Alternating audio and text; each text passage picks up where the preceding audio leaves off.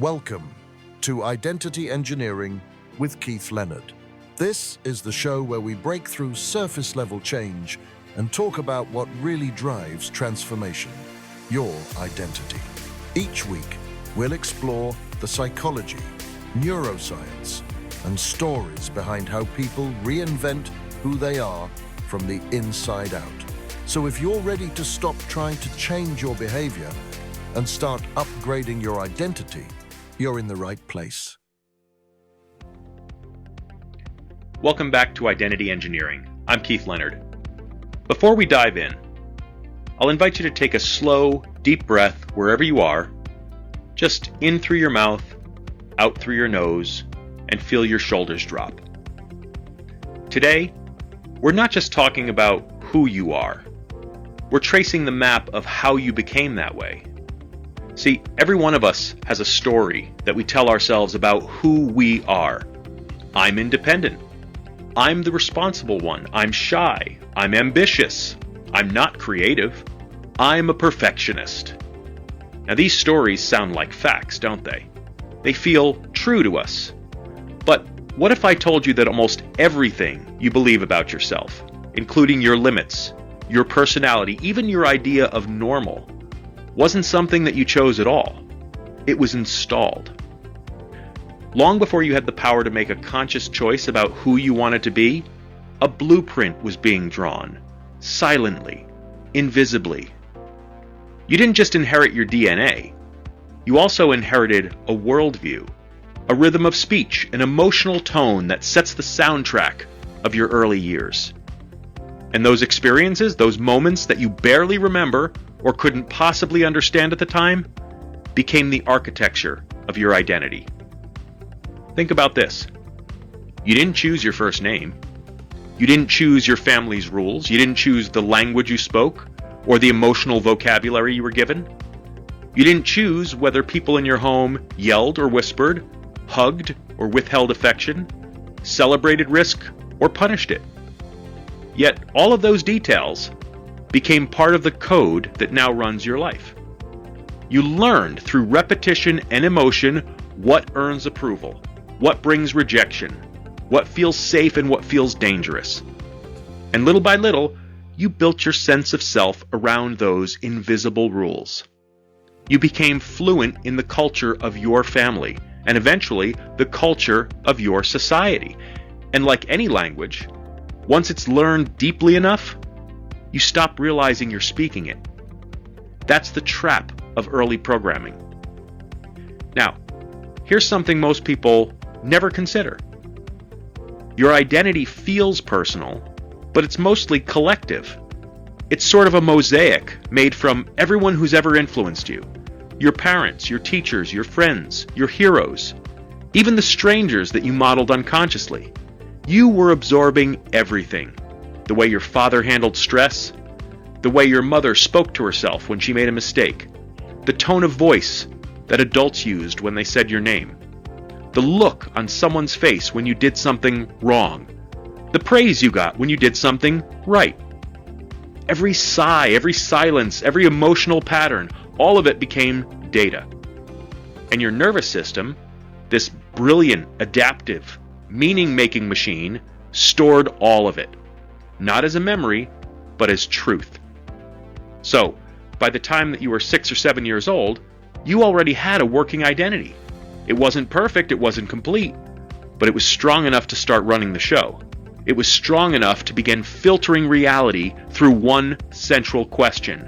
What does someone like me do? Someone like me doesn't speak too loudly. Someone like me always has to be strong. Someone like me needs to make everyone else happy. Someone like me will never be enough. You didn't reason your way into those beliefs. They were conditioned into your body, and they became your blueprint. Now here's the important part. That blueprint isn't a prison. It's just outdated architecture. The walls were built for a version of you that was trying to survive in a smaller world. They were drawn to fit the emotional space of your childhood, not the size of your potential. But until you see that blueprint, you'll keep trying to decorate the walls instead of redesigning the structure. And unfortunately, that's what most self-improvement looks like. We try to hang new habits, new affirmations, new achievements on the same old framework. But that framework, that underlying identity, hasn't been questioned. And the unexamined identity always wins. So in this episode, we're going to open up that hidden map. We're going to look at where it all came from, what keeps it running, and how you can redraw it. We'll talk about the forces that shaped your early identity, family, culture, language, emotion. We'll talk about how beliefs are formed, how they get reinforced, and the unconscious rules you may still be following decades later. Finally, I'll walk you through what neuroscience reveals about self-concept and how the brain predicts who you are before you even decide it consciously. Today's not about psychology, it's about liberation. Because once you understand how the blueprint was built, you can finally stop living inside it and start becoming the architect of your own design. So, go ahead and take another slow breath. If you're listening while you're driving, maybe just ease off the accelerator a bit. If you're at home, let your eyes close for a moment. Because what we're about to explore today isn't just information, it's self-recognition. Today, you're about to meet the earliest version of you, the one who learned the rules before you even knew there were rules.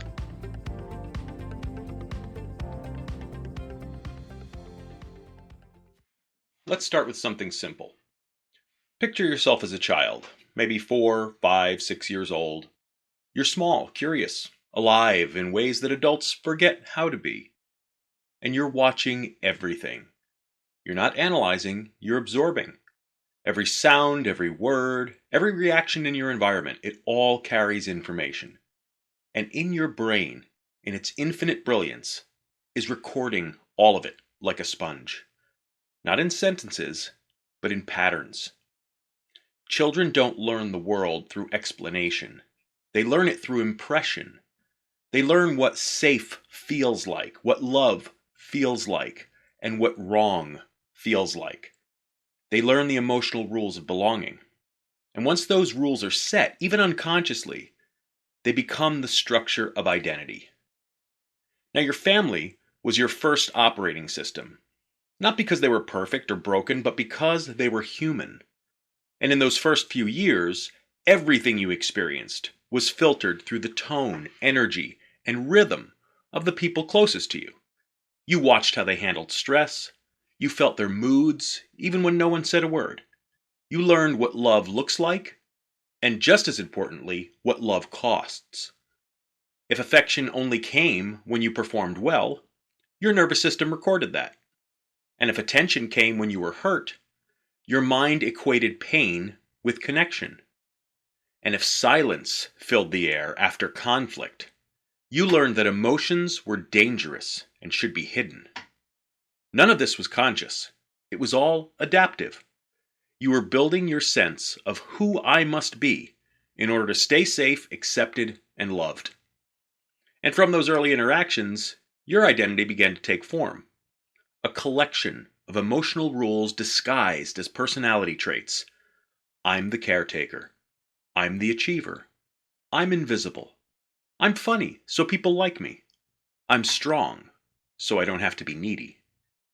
These weren't choices. They were strategies, and for a while, they worked. But the truth is, what kept you safe as a child often keeps you stuck as an adult. Now, beyond your family was something even larger. The culture you were born into. The collective story that tells us what matters, who succeeds, and who belongs. Now, culture gives us context, but it also gives us conditioning. And culture gives us rules like don't make waves, work hard, don't complain, men don't cry, good girls don't speak up, people like me don't get rich, you have to be humble, you have to be the best. And these ideas might sound like wisdom, but they're really identity codes. And once they're installed, we spend our entire lives either obeying them or rebelling against them, both of which still give the code power. Now, culture gives us a script before we even know we're auditioning for the part. And we grew up thinking the role we're playing is who we are. But identity isn't the costume you wear to fit into your culture. It's a consciousness that chooses which part of the costume still fits and which ones you're ready to outgrow. Then, of course, there's language. This is the architect of perception. The words spoken around you as a child didn't just describe the world, they created the world you believed in. Every phrase became an instruction to your unconscious mind. When someone said to you, "Money doesn't grow on trees," your brain didn't file that under metaphor, it filed it under truth. When someone said to you, "You're so shy," or "You're so smart," your nervous system treated that as identity code. It treated it as a label. Even the emotional tone of language, the sigh in someone's voice, the tension behind certain words, shaped how your body felt about expression itself. Some people grew up in families where words were weapons. Others grew up where words were withheld. And some were raised in homes where words were promises that never materialized. All of it teaches the same lesson. Here's how it feels to communicate. Here's what happens when you speak. And here's who you must be to stay safe in this conversation. And because language is how we organize meaning, the language we learned as children is the same language we still use to describe ourselves today, even if it's outdated. That's why identity work often begins with words. Because every time you say, "I am," you're reinforcing the code that you were given or rewriting it. But the deepest form of programming, the one that binds all of this together, is emotion. Emotion is what gives experience its weight. It's what tells your nervous system, "Pay attention, this is important." A moment of fear, shame, or rejection can encode itself far more powerfully than 1,000 neutral experiences. And because our brain's job is to predict and protect, it stores that moment like a flashing warning sign, so that later in life, when something even slightly resembles that early emotional pattern, your body reacts as if it's happening all over again. That's why certain situations, quote, trigger you. Not because of what's happening now, but because of what used to happen. That's why identity can feel so stubborn. Because it's not a collection of thoughts, it's a collection of emotional memories. Your nervous system is trying to keep you safe using outdated data. It's running on emotional code written by a version of you that didn't know how powerful you'd become. So let's pause here for a moment. I want you to imagine a younger version of yourself. That small child who was doing their best to figure out the rules. They weren't weak. They weren't naive. They were intelligent. They were building a model of the world that made sense to them at the time. They created strategies for belonging, for love, for survival, and then they handed that model to you, the adult you are now, and said, "Here, this is how life works." But the problem is, the world has changed. You have changed. And that old model no longer fits the size of your soul. What we're doing in identity engineering is gently, compassionately upgrading that blueprint, honoring what it taught you, but freeing you from what it's still controlling. We're not erasing your past. We're reinterpreting it. We're rewriting the code so that your history becomes wisdom instead of limitation.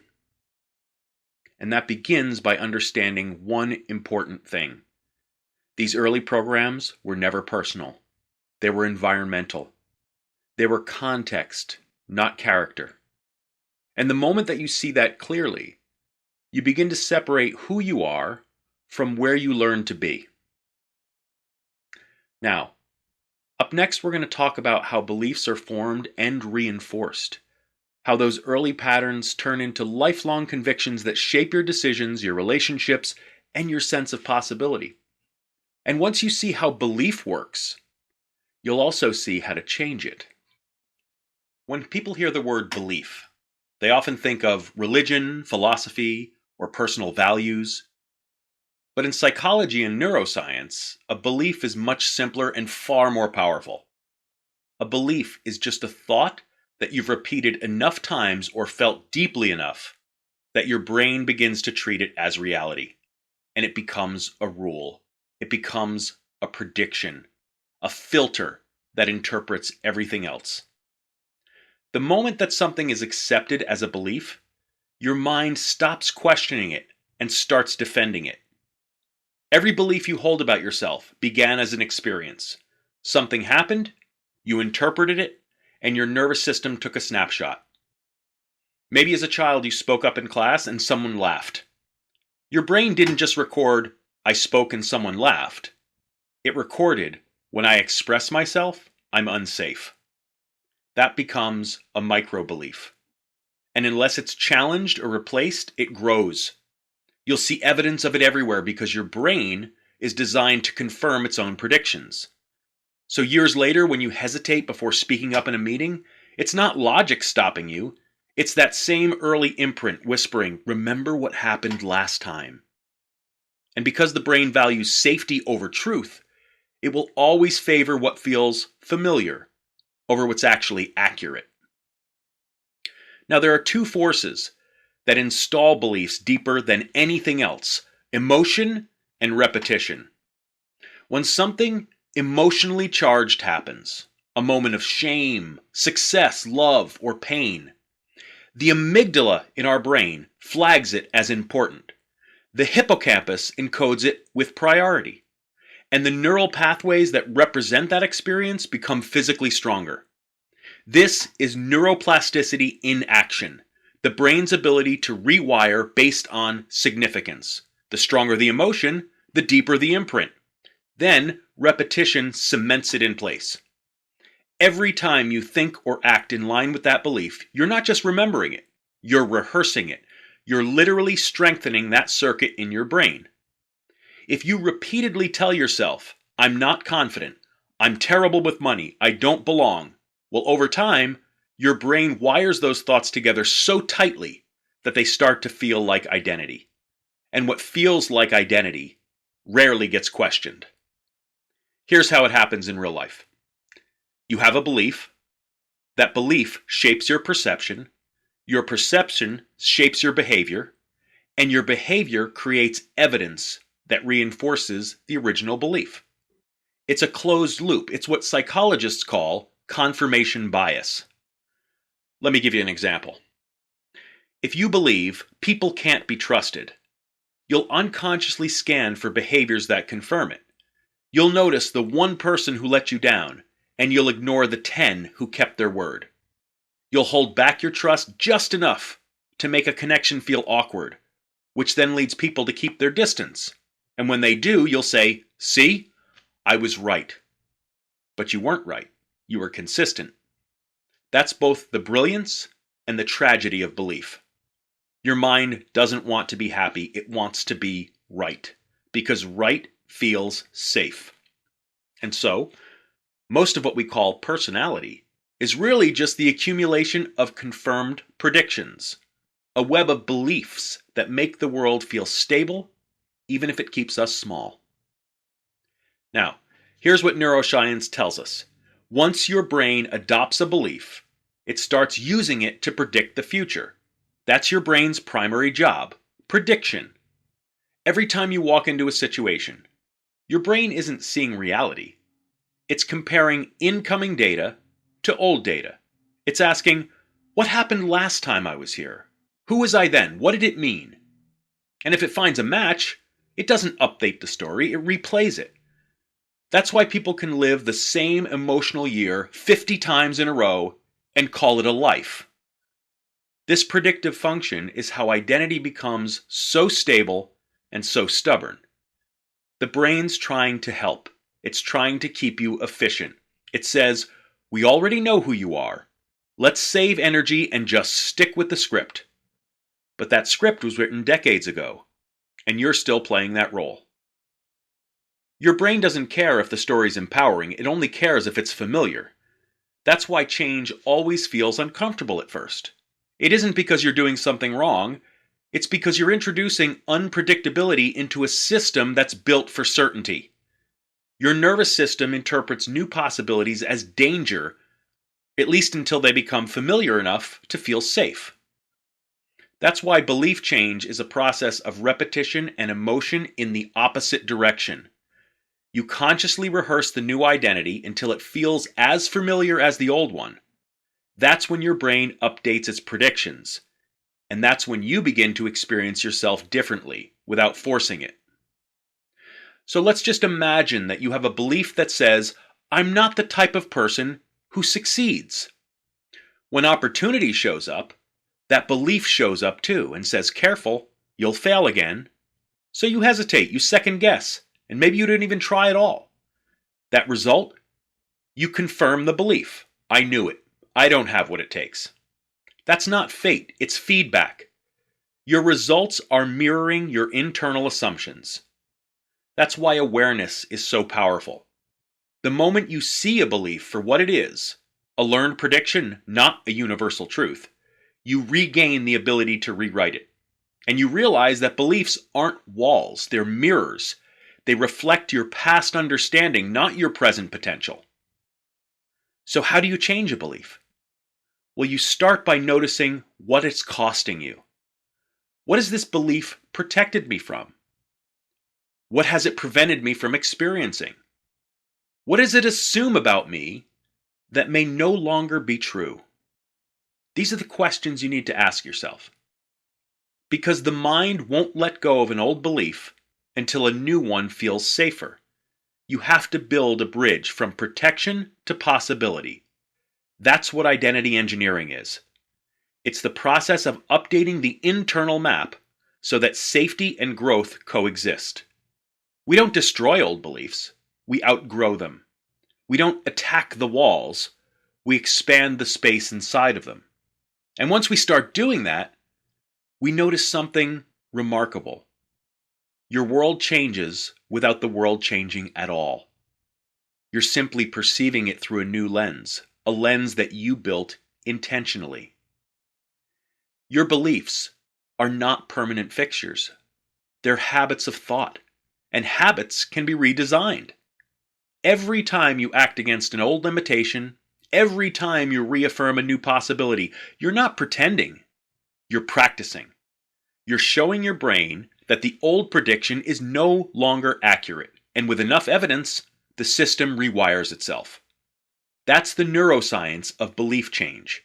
Not willpower, not fake positivity, just consistent, emotionally charged repetition of a new identity until it becomes the most familiar one in the room.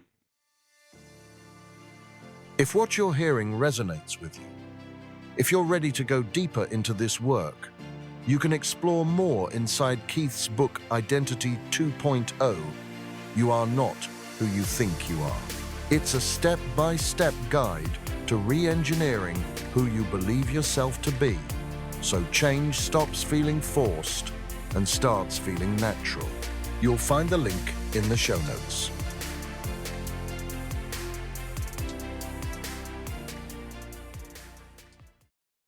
So let's talk about rules. Specifically, let's talk about the rules you don't know you're following, the ones that live just below your level of awareness, and they're guiding how you think, how you love, how you lead, and how much happiness you'll allow yourself to feel. These aren't the kind of rules that anyone wrote down for you. They weren't printed on a poster or spoken out loud in words. They were demonstrated through tone, through silence, through emotion, and somewhere deep inside, you agreed to them. Not consciously, not with logic, but with simple, survival-based wisdom of a child who needs to belong. Every family, every community, even every culture has a hidden rule book.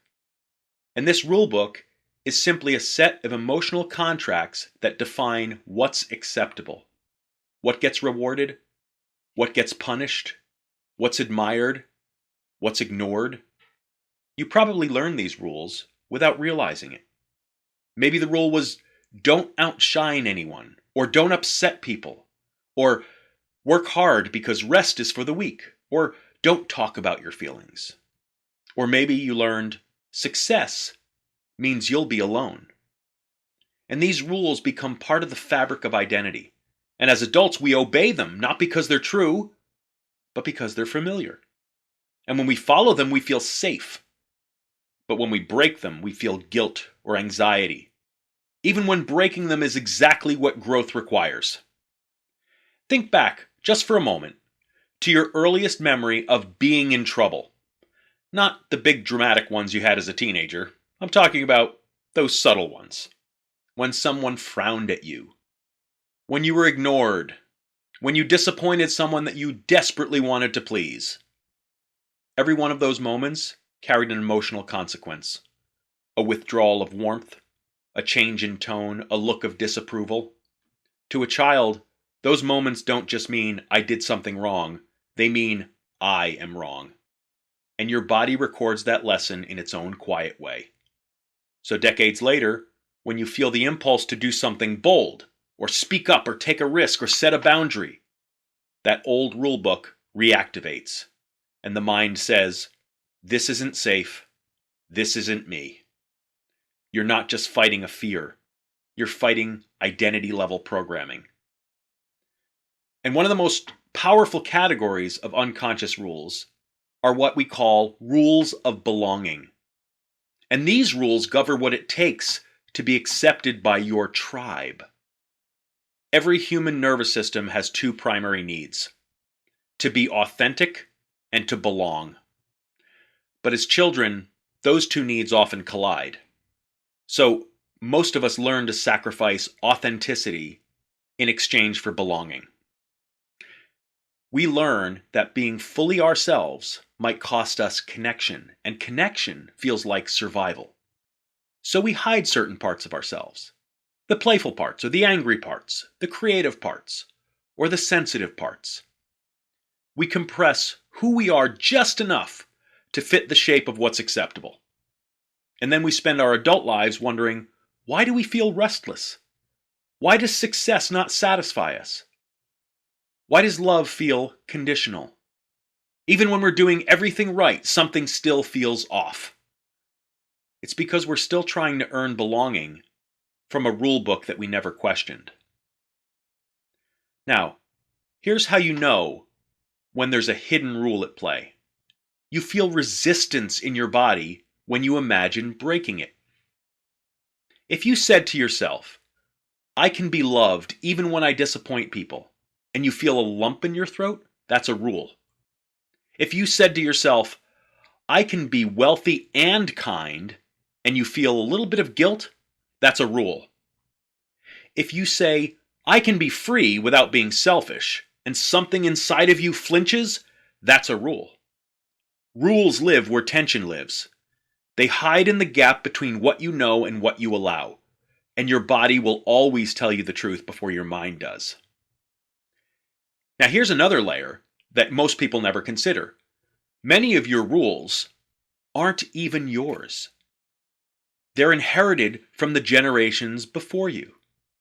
See, every family carries emotional loyalties or silent agreements like, we don't have more than our parents did. We don't talk about mental health. We don't ask for help. We stay small so that others feel comfortable. And when you start to grow beyond those unspoken limits, you might feel guilt. Not because you've done anything wrong, but because you're unconsciously breaking family law. You're threatening to become someone they didn't have permission to be. Now, this is the level where identity work becomes spiritual. Spiritual not in a religious sense, but in a holistic sense. Growth isn't just personal, it's ancestral. When you rewrite the rules, you're not only liberating yourself, but everyone who comes after you. You become the one who ends the repetition. You become the one who proves what's possible. So, how do you begin to uncover those hidden rules? Start by noticing where you feel conflict. When you tell yourself, I want this, but it feels like you're betraying someone else by pursuing it, that's a hidden rule. Ask yourself, where do you feel the need to apologize for being happy, successful, at peace? Where do you hide your growth so that others won't feel uncomfortable? Those are not personality quirks. They're identity contracts, and they can be rewritten. Take just one rule that's been running quietly in the background of your life. Something like, I have to work hard for everything I get, or I can't be both strong and vulnerable. Now, say it out loud, and then ask yourself, who taught me that? What did it cost me to obey that? And what would it give me to release it? And just notice the emotions that show up. That's your nervous system coming online. That's the old code realizing it's being examined. Don't rush to fix anything. Just observe. Because awareness starts the process of rewriting. You know, I've seen something remarkable happen when people start doing this work. The moment they recognize a hidden rule, there's often a pause, then almost a little laugh, because they realize, I've been following that rule my entire life, and it was never even mine. That moment is freedom, because awareness itself is the beginning of liberation. You can't heal what you can't see. But once you see it, you don't have to fight it. You just have to stop feeding it.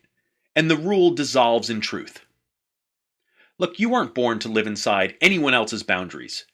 You were born to remember your own design, the blueprint beneath the blueprint. And when you question your inherited rules, you start to realize that identity isn't fixed, it's fluid, it's alive, it's constantly inviting you to update it. That's the power of consciousness, to see the invisible architecture and to choose which walls do I keep, which walls do I repaint, and which ones am I going to walk straight through. Let's go even deeper into the neuroscience of where the self is actually created. Here's what's extraordinary. Your sense of me isn't fixed. It's not sitting in one place inside of your brain just waiting to be discovered. It's built, moment by moment, by a living network of neurons that are predicting who you're supposed to be. The person that you think of as you is in many ways just a story that your brain is telling itself. Yes, it's a useful fiction that helps you make sense of the world, but a story just the same. It isn't the truth. It's just a model that can be updated. Now, neuroscientists agree on something really fascinating. Your brain is not a reactive organ. It's a predictive one. So what that means is that your brain is not passively taking in information and responding.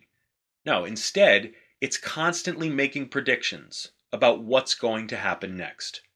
What you'll see, what you'll hear, what you'll feel, what you'll do. And then it adjusts when the world surprises it. You know, it's sort of like a movie director who's already written the script before the scene starts filming. This predictive mechanism is actually what keeps you alive. So, when you touch a hot stove, your brain predicts pain every time you see that red coil again. Or when you walk into a dark alley, your brain predicts danger before anything even happens. So, prediction keeps you safe. But there's another layer where identity comes in. So your brain doesn't just predict the external world, it also predicts you. So every morning when you wake up, it loads a simulation of who you were yesterday, how you think, how you feel, what you can expect from yourself, and then it runs that automatically. That simulation is identity. So in your brain, there's no single self-center. There are dozens of regions that work together to create that experience of I am. So for example, your prefrontal cortex handles the narrative, the storyteller that says, this happened to me, and this is what it means. Your limbic system stores emotional memories, that feeling of what happened in your past. Your default mode network is that humming activity that turns on when your mind wanders. And that integrates all of this into the ongoing story of who you are. And so every time you recall who you are, you're not opening a file, you're rebuilding it from scratch. Because memory isn't something that's replayed, it's remixed. You remember who you've been by predicting who you should be next. And your body feels that prediction as identity. This is why change feels uncomfortable. It's not just mental, it's also biological. You're literally asking your nervous system to predict a new you in real time. And that takes energy. It takes trust, and it takes emotional evidence that the new identity is safe.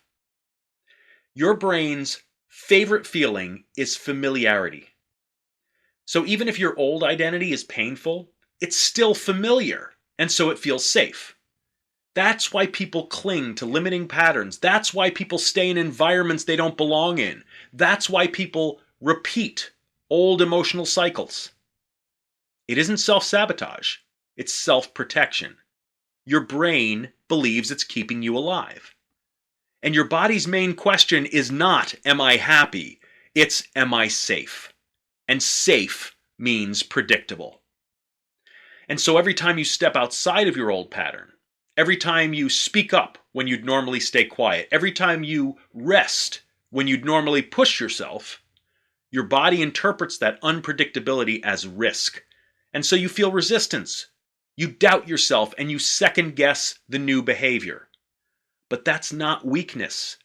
That's the brain recalibrating its model of who you are. That resistance you feel isn't a sign that you're off track. It's a sign that your system is updating. You're literally reprogramming your predictive model. Now, let's connect this predictive model to emotion, because this is where the real power lies. When your brain predicts an experience and the outcome matches that prediction, it releases a sense of certainty, like you feel like yourself. But when something unpredictable happens, when you behave differently than you expected, your prediction error system fires. The brain flags the event as important, demanding attention. That's why growth feels emotional, because change doesn't happen through logic. It happens through surprise, through emotional dissonance that forces the brain to rewrite the script. Every major breakthrough you've ever had started as a moment of disconfirmation, when reality refused to fit your old story. And in that instance, your brain paused and said, wait a minute, maybe we were wrong about who we are. That moment, that uncomfortable, disorienting, sometimes painful moment, is where transformation is born. That's recalibration in action. I want you to think about memory for a minute, because we often think that our memory is a storage system, something that we go back to. But memory is actually more like a predictive database. See, we remember the past mainly so we can predict the future. Your brain uses memories to estimate what's likely to happen next, and it updates its model only when new evidence appears. So, if you grew up believing, I'm invisible, your brain still predicts invisibility, even when people are trying to see you. So you'll unconsciously discount any sort of positive feedback, you'll minimize any compliments you receive, and you'll focus on the one piece of evidence that confirms the old pattern. And again, that's not self-criticism or self-sabotage, it's predictive coding. It's your brain trying to protect you.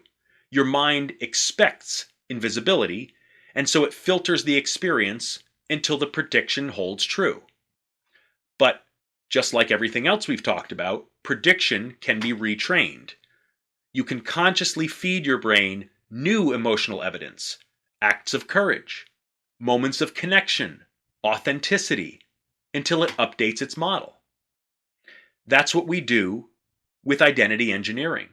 We replace outdated predictions with new, empowering ones. Not by force, but by adding consistent emotional experience. And over time, our brain learns, oh, this is who we are now. And once that new identity becomes familiar enough, the old one simply fades away.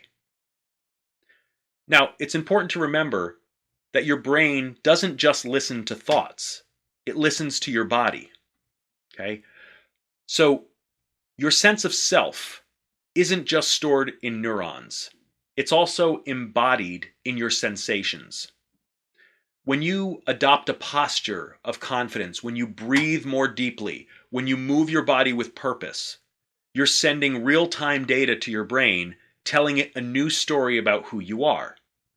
That's why physical rituals like exercise, posture, breath work, vocal tone are so powerful for identity change, because they provide biological evidence that the new identity is real. And the mind learns by experience. And your body is the most convincing teacher it has. So when you consciously step into the physiology of your future self, not by pretending, but by practicing, you aren't just changing your mood, you're changing memory, and along with it, identity. So if you take just one idea from this episode, let it be this. Your sense of self is not a fact, it's a forecast. Every morning, your brain wakes up and says, based on yesterday, this is who we are today. And that model feels real to you because it's useful. It helps you move through the world efficiently. But if you want to reinvent yourself, you have to interrupt that forecast. You have to give your mind new evidence through thought, emotion, action, that the future can be different from the past. Every time you choose growth over comfort, every time you choose being present over being on autopilot, every time you choose the truth over your habits, you're literally updating the internal simulation of yourself. And that's not philosophical, it's biological. You're not the sum of your memories. You get to be the meaning maker of who interprets them. You're also not your patterns. You are the consciousness that can reprogram those patterns. And most importantly, you are not your past identity. You are the author in charge of rewriting it. So be patient with yourself. Change takes time because biology takes time. Your nervous system is learning a new language of who you're becoming. And like any language, fluency comes with practice. All right, why don't you go ahead and take one more deep breath? Because you've just traveled through the hidden layers of yourself, the programming, the beliefs, the unspoken rules, and the biology beneath all of it. And now we're going to bring it all together, because insight without integration is just information. Transformation begins when you feel what you've learned and you let it land. So, wherever you are, if it's safe to do so, close your eyes for a moment. Let your shoulders drop. Feel the weight of your body grounding you. Feel the rise and fall of your breath, steady, alive, present. Now, imagine that sitting across from you is a younger version of yourself, not as a memory, but as a living presence. They're looking at you, curious, trusting. They don't need you to fix them. They just want to be seen. This is the version of you who learned the rules, who absorbed the blueprint, and who did the best they could with the information they had. And for a long time, they ran the show. They kept you safe, even when it meant staying small. They built strategies for belonging, for love, for survival, and now they're ready to rest. Take a slow breath and silently thank them. They carried you this far, they got you here, and now it's time for you, the conscious adult you, to take the blueprint and start rewriting it. And the question we're going to work with today is simple, but I promise you it will open doors inside of you that you didn't even know existed. That question is, what identity did I inherit, and what identity do I choose? You don't need to force an answer. Just let it unfold gently. Start with the first half. What identity did I inherit? Ask yourself, what did I learn about who I needed to be in order to be loved? What did I absorb from my family about worth, success, emotion? What roles have I been playing automatically? Achiever, caretaker, peacemaker, rebel? Let the answers come softly. You might feel sensations in your body before words in your mind. A heaviness in the chest when you think about certain expectations. A sadness when you realize how long you've been performing someone else's definition of good. Maybe even a flicker of anger. Not resentment, but recognition. That's the old code surfacing, and it's ready to be released. Take another breath. And now ask the second part. What identity do I choose? Not what identity you should choose, not what you think would impress others, but who you would be if there were no fear, no guilt, no inherited rulebook telling you what's possible. Who would you be if you were free? Identity is a choice, but only once you become aware of the choices you've been unconsciously making. So take a moment and imagine the identity you're ready to step into. Maybe it's confident, maybe it's calm, maybe it's creative, kind, grounded, maybe it's a combination of all of those. Don't define it by titles. Define it by energy. How does that version of you move through the world? What does their day feel like? How do they speak to themselves? What do they tolerate? And what do they no longer need to tolerate? How do they show love and receive love? Let your imagination fill in the details. You're not fabricating a fantasy. You're remembering what's always been possible. And as you sit in that feeling, notice what shifts in your body. Maybe your posture straightens. Maybe your breath deepens. Maybe there's a lightness behind your eyes. That's your nervous system recognizing the frequency of your future self. And that feeling, that calm, that expansion, that's your identity changing. It's not a thought, it's a signal. This is your body saying, this is who I'm becoming. Now that you've connected with both the inherited identity and the chosen one, I want you to imagine a bridge between them. On one side stands the you who learned the rules, the you who worked hard to fit in, to earn love, to stay safe. They're not wrong, they're just outdated. On the other side stands the version of you who's free, centered, aligned, at peace with your past but no longer defined by it. You don't need to destroy the old self in order to reach the new one. You simply walk the bridge, step by step, action by action, belief by belief. Every time you make a choice that honors your future more than your past, you take another step across. Every time you speak truth instead of playing small, another plank appears beneath your feet. And eventually, you'll realize the bridge isn't going anywhere, because the two versions of you were never separate. They were just different chapters of the same story. Take one more deep breath in. And as you exhale, silently say to yourself, I am not who I was taught to be. I am who I choose to become. Let those words echo inside of you, because this is the beginning of ownership. The moment you stop inheriting your identity and start engineering it.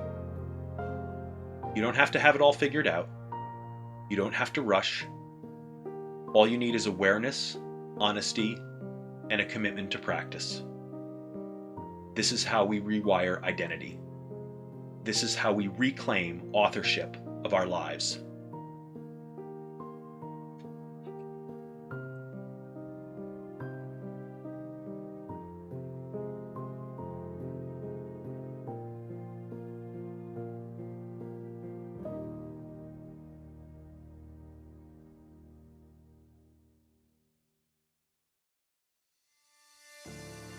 Next time on Identity Engineering, we'll explore how to take that new identity blueprint and begin installing it consciously. How to design daily rituals and emotional anchors that reinforce who you're becoming until it feels as natural as breathing. Transformation is not a single decision. It's a series of daily votes for your future self. Until then, be gentle with yourself. Honor the journey that got you here and remember this fundamental truth. You are not your past. You are the possibility that rises from it. I'm Keith Leonard. Thank you for listening to Identity Engineering.